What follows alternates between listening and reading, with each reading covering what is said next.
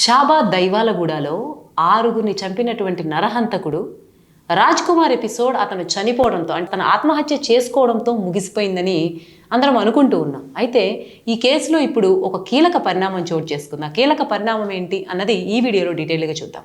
రాజ్ కుమార్ చనిపోయిన తర్వాత అతని మృతిపైన కూడా కొన్ని సందేహాలు ఉన్నాయి. ముఖ్యంగా అతను చనిపోయేటప్పుడు అతని ఫోన్లో ఉన్నటువంటి సెల్ఫీ వీడియో, అలాగే అతను రాసినటువంటి సూసైడ్ లెటర్స్, వీటి ఆధారంగా మళ్ళీ కేసుని పోలీసులు ఇన్వెస్టిగేట్ చేస్తూ ఉన్నారు. రాజ్ కుమార్ ఉదంతం గురించి అందరికీ తెలిసిందే. అతను మామూలుగానే కొంత క్రూరమైన మనస్తత్వం కలవాడు.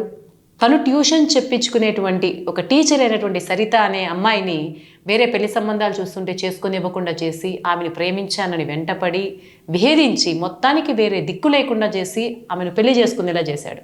చేసిన తర్వాత కూడా ఆమెకు ఒక బాబు పాప పుట్టిన తర్వాత కూడా ఆమెను నిత్యం వేధిస్తూ ఉండడం, మద్యం తాగుతూ ఉండడం, ఇవన్నీ జరుగుతూ ఉన్నాయి. ఇవన్నీ జరుగుతున్న సమయంలో అతను అప్పుల పాలవడం, తల్లిదండ్రులు ఆదుకోవడం, అతనికి ఇల్లు కొనిపెట్టడం, ఇవన్నీ జరిగిన తర్వాత ఇంటి పక్కన ఉన్నటువంటి ఆ సమీపంలో ఉన్నటువంటి ఒక బాలికపై వేధింపులు మొదలు పెట్టడం, ఆ తల్లి ఆమెను కాపాడుకునే ప్రయత్నంలో, పాపను కాపాడుకునే ప్రయత్నంలో పోక్సో కేసు పెట్టడం.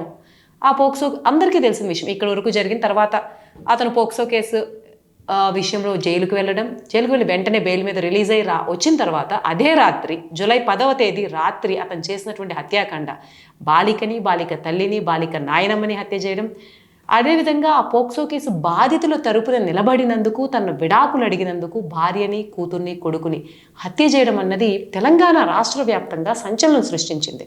అయితే ఇది జరిగిన తర్వాత అతను పరారీలో ఉన్నప్పుడు 14 పోలీసు బృందాలు అతని కోసం గాలింపు చర్యలు చేపట్టాయి.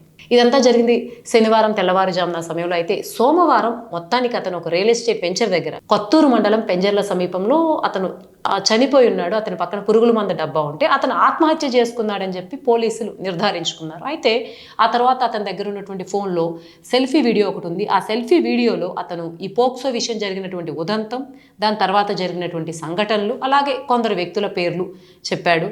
సో దాంతోపాటు అతను ఆ చనిపోయే ముందు తన తండ్రికి ఫోన్ చేసి నేను ఇట్లా చనిపోవాలనుకున్నాను చెప్పి తర్వాత ఫోన్ స్విచ్ ఆఫ్ కూడా చేశాడు.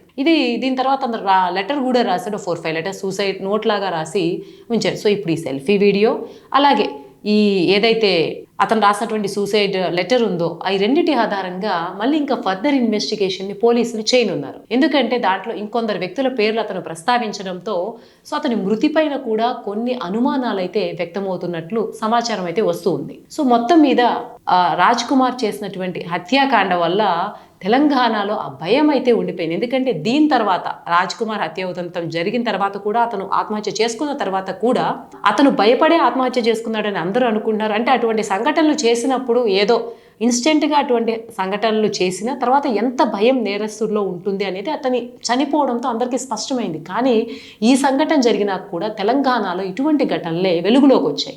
అందులో ఒక ఘటన లేటెస్ట్గా మనం తీసుకుంటే, ఒక బాలికని పండ్లు అమ్ముకునే అతను లోబర్చుకునే ప్రయత్నం చేశాడు.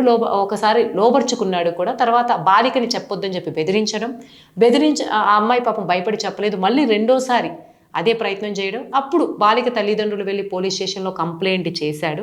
కంప్లైంట్ చేసినా సరే అతను మళ్ళీ బయటకు వచ్చి బాలికని కిడ్నాప్ చేశాడు. ఇది రాజ్ కుమార్ ఉదంతం జరిగిన తర్వాత వెలుగులోకి వచ్చినటువంటి ఘటన. అంటే రాను రాను తెలంగాణలో పెరిగిపోతున్నటువంటి ఇటువంటి ఘటనలు ఇంకా తెలంగాణ ప్రజల్లో అయితే భయాన్ని పెంచుతూనే ఉన్నాయి. అయితే రాజ్ కుమార్ ఉదంతం విషయానికి వస్తే, ఇప్పుడు అతను చేసుకుంది నిజంగానే ఆత్మహత్య, లేకపోతే దీనికి ఈ కారణాలు కాకుండా ఇంకేమైనా ఉన్నాయా అన్న విషయాల కోణాల్లో కూడా ఈ ఏదైతే suicide note and selfie video ఉందో వీటి ఆధారంగా పోలీసులు అయితే ఇన్వెస్టిగేషన్ చేయడం ప్రారంభించారు.